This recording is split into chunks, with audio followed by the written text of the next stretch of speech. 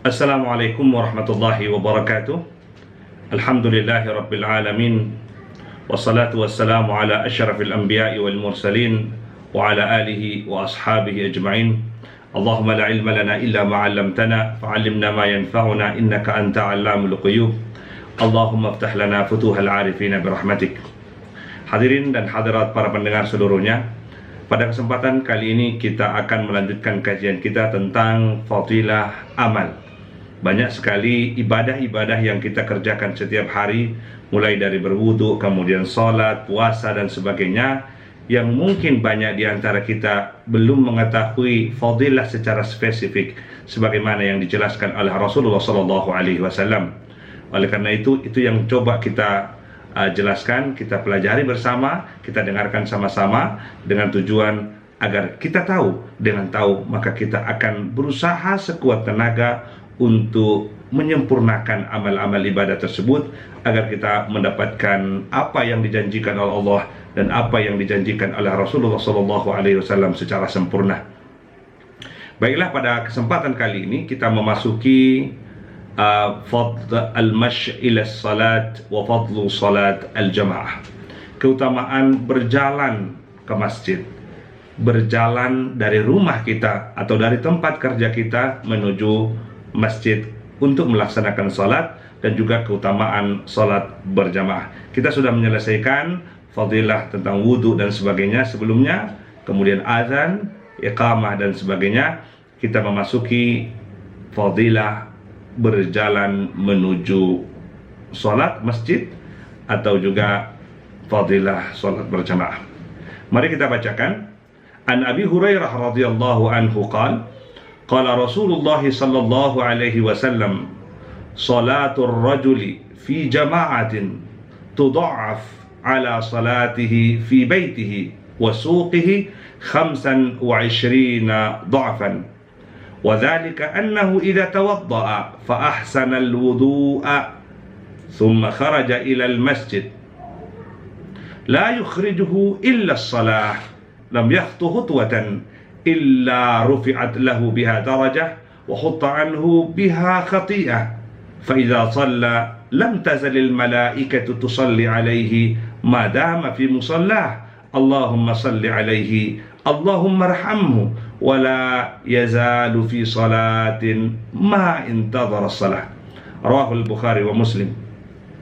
Hadis ini diriwayatkan oleh Imam Bukhari dan Muslim, yaitu dua kitab yang paling sahih di dalam agama Islam setelah Al-Quran, berisi tentang hadis-hadis Rasulullah SAW yang sahih. Dari Abu Hurairah radhiyallahu anhu ia berkata, qala Rasulullah SAW salatul rajuli fi jama'ah, salatnya seseorang dengan berjamaah, tudha'af, akan dilipat gandakan pahalanya oleh Allah Subhanahu wa taala ala salatihi fi baitihi wa suqihi 25 dha'fan. Dilipat gandakan dibandingkan dengan salatnya di rumahnya atau di pasar, maka akan dilipat gandakan oleh Allah Subhanahu wa taala 25 dha'fan. Ya, 25 kali lipat. Salat sendiri kalau dibandingkan dengan salat jamaah, maka salat berjamaah mendapatkan pahala 25 kali lipat minimal. Wa dzalika, itu dikarenakan annahu idza tawadda'a fa ahsana al-wudu, ketika dia berwudu kemudian dia menyempurnakan wudunya, thumma kharaja ila al-masjid, kemudian dia berangkat ke masjid, la yukhrijuhu illa shalah, kepergiannya ke sana tidak lain hanyalah untuk salat, lam yakhtu khutwatan illa rufi'at lahu biha darajah, setiap langkah yang ia langkahkan, langkah pertama, maka akan diangkat derajatnya 1 derajat. Wa hutta anhu biha khati'ah, kemudian juga dihilangkan darinya kesalahan, dihapus dosanya, 1 dosa. Fa idza shalla, kemudian begitu dia sampai di masjid kemudian salat, lam tazal al malaikatu tusalli alaihi madama fi musallah, maka malaikat akan terus mendoakannya, memohonkan ampun untuknya selama ia masih berada di tempat sholatnya. Apa yang didoakan oleh malaikat. Bapa doanya? Rasulullah sallallahu alaihi wasallam jelaskan, para malaikat berdoa, Allahumma salli alaihi, ya Allah, ampunilah dosa orang ini yang masih dalam tempat salatnya. Ya, Allahumma arham, ya Allah, berikanlah rahmat baginya, kasihanilah dia, berilah kasih sayang.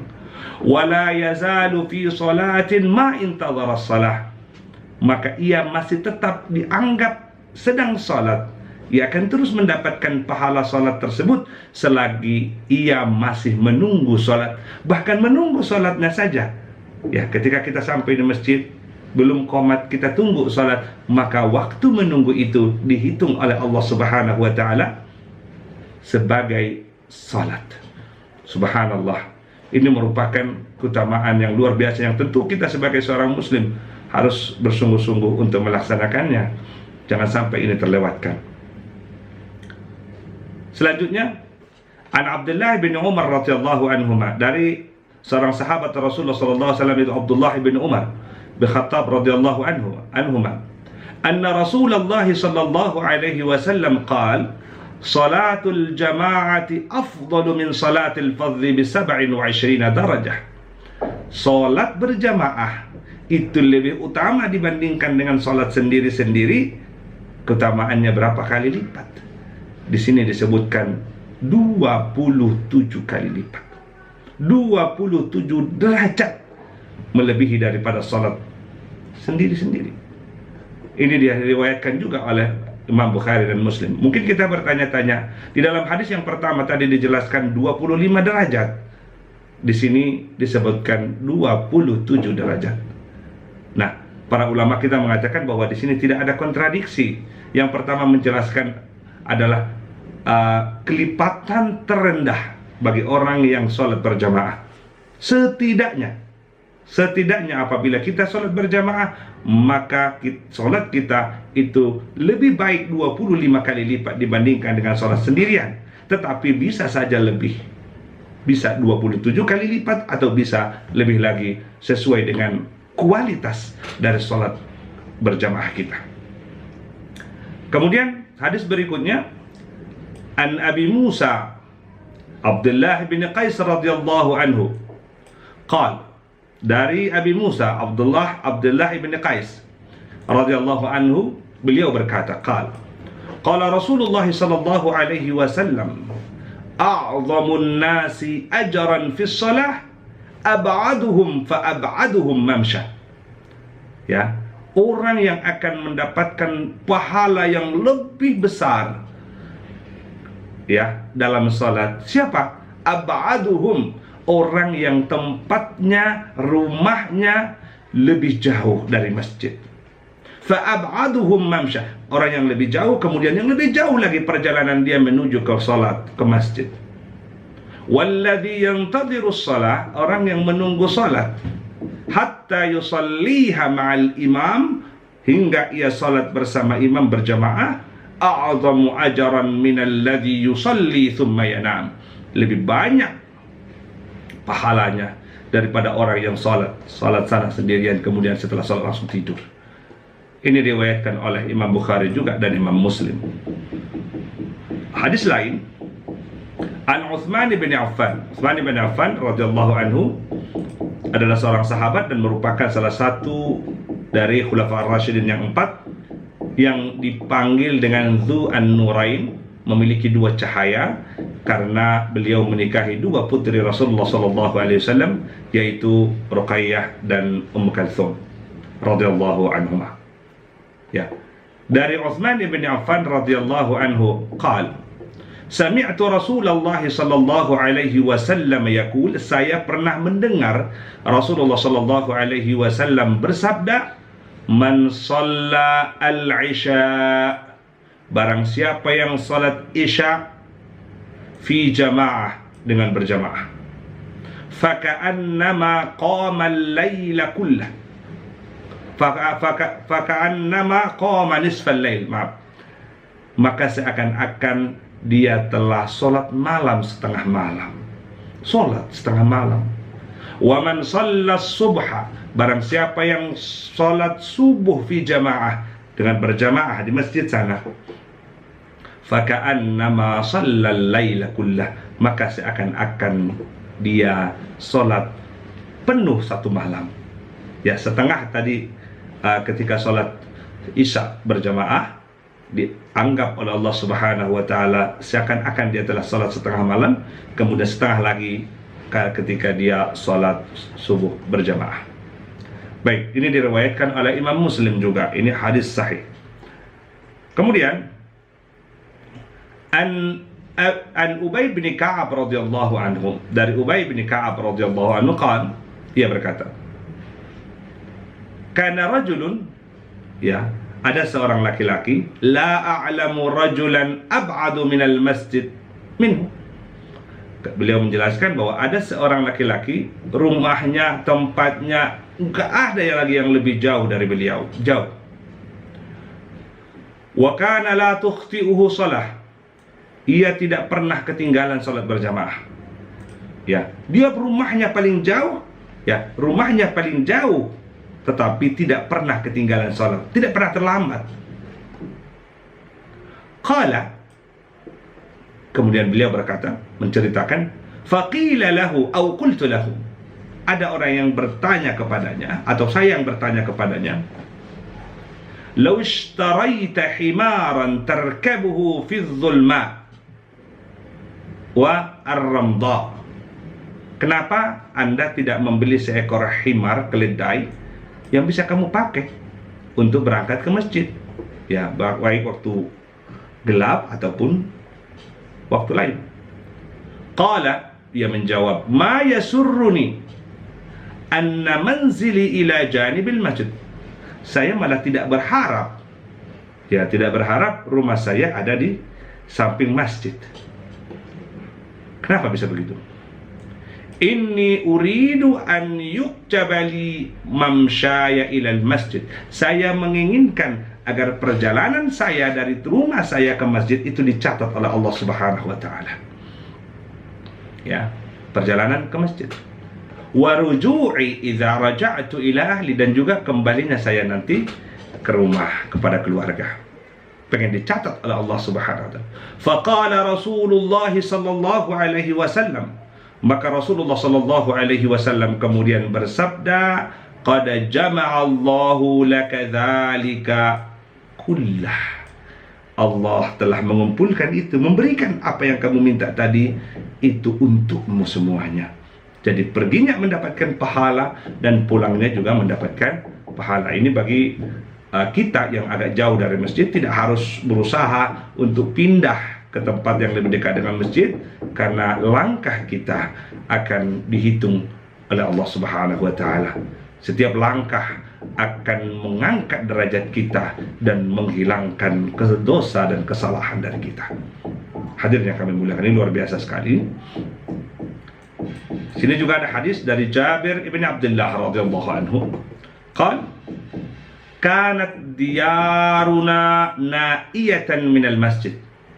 Jabir bin Abdullah mengatakan, rumah kami itu jauh dari masjid. Fa'aradna an nabi'a buyutana, ya, kami kemudian ingin, ya, menjual rumah kami, fanaqruba minal masjid, sehingga kami dekat dengan masjid. Apa yang terjadi ketika Rasulullah sallallahu alaihi wasallam mengetahui hal demikian? Fanahana Rasulullah sallallahu alaihi wasallam, Rasulullah sallallahu alaihi wasallam kemudian melarang kami. Kenapa? Rasulullah bersabda, innalakum bikulli khutwatin darajah, bahwa kamu akan mendapatkan setiap langkah derajat. Allah angkat derajat setiap langkah yang kita langkahkan menuju masjid. Ini hadirin yang kami muliakan. Kemudian selanjutnya kita lihat, ini hampir sama, hadis-hadis berikutnya bersama, bahwa ketika kita melangkah satu langkah menuju masjid akan diangkat derajat kita satu derajat, dihapuskan kesalahan kita satu derajat. Kemudian hadis berikutnya,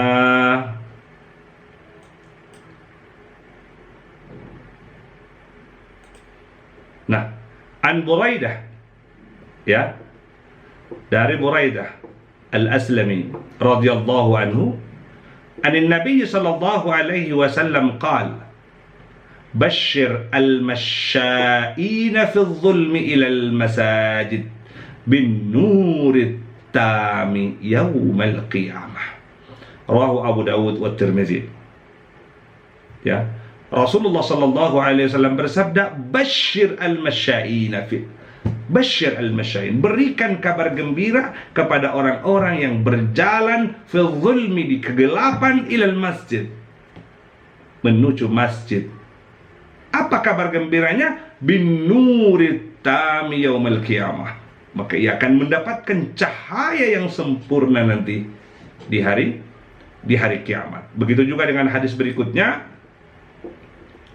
Ya, di sini An Sahal ibn Sa'ad radhiyallahu anhu qala Rasulullah sallallahu alaihi wasallam, liyubashshar al-mashsha'una fi adh-dhulmi ila al-masajid binurin tamin yaumal qiyamah.